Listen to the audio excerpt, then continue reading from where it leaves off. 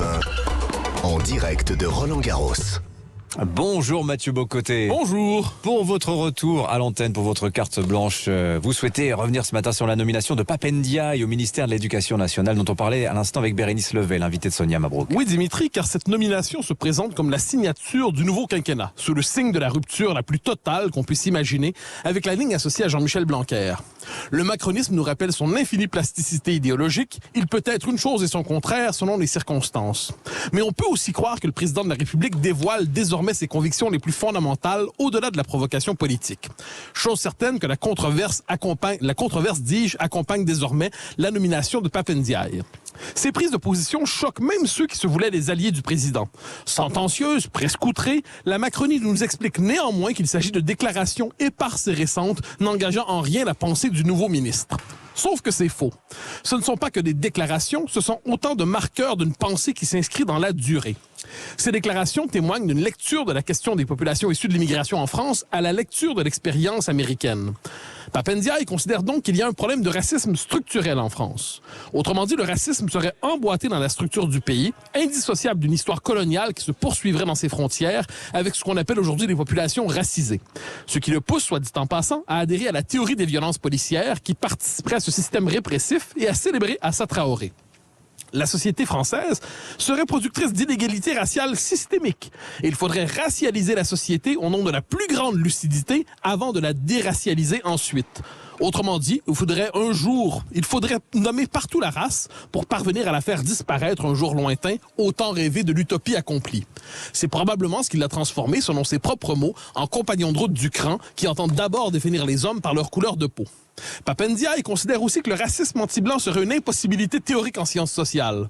Nous connaissons cet argument par cœur. C'est celui des cuistres qui nous ont proposé depuis une vingtaine d'années une redéfinition du racisme qui en fait une exclusivité blanche. N'en soyons pas surpris, sachant que notre époque, fait du racisme le premier des péchés capitaux, celui qui parvient à exercer un monopole sur sa définition exerce au même moment un monopole sur notre imagination morale.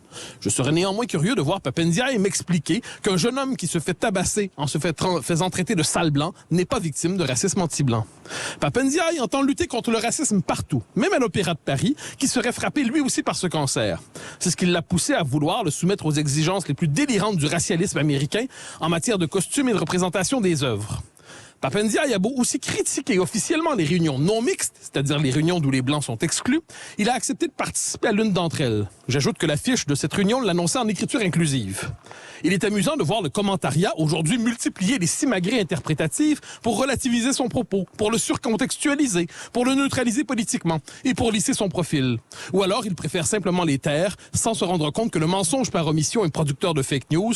Mais ne nous laissons pas bluffer, nous sommes devant un vrai radical et un faux modéré. Alors pourtant, la critique du nouveau ministre, Mathieu, est assimilée en ce moment à l'extrême droite. Oui, en êtes-vous surpris vraiment, Dimitri? Cela se passe de deux manières. Dans le premier cas, on nous explique que la critique du nouveau ministre serait d'abord celle de sa couleur de peau.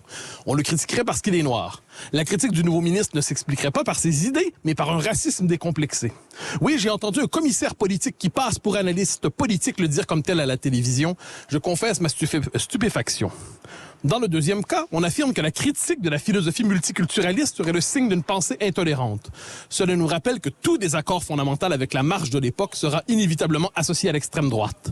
Chose certaine, on nous expliquait il y a quelques mois que l'idéologie woke serait toujours contenue dans les marges en France. Elle est aujourd'hui au pouvoir. Est-ce que cette nomination de Pape Ndiaye à l'éducation ne représente pas un désaveu pour la gauche républicaine? Oui, la réaction de cette mouvance intellectuellement nécessaire sera intéressante à suivre.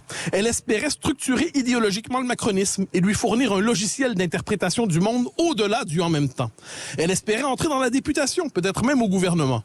Elle est aujourd'hui désavouée. Plus encore, Emmanuel Macron veut l'obliger à se renier publiquement en la contraignant à se rallier à une nomination qui représente sa mise à l'écart et le contraire de tout ce qu'elle pense, peut-être même son humiliation. On lui demandera de dire le contraire de ce qu'elle croit pour maintenir et conserver son existence politique. C'est le privilège du souverain que d'obliger les hommes à danser comme ils le souhaitent pour conserver leur place à la cour. Et ne nous trompons pas, la plupart danseront. Reste à voir ceux qui ne danseront pas. Merci beaucoup Mathieu Bocoté. Il est 8h42 sur Europe 1 dans un instant.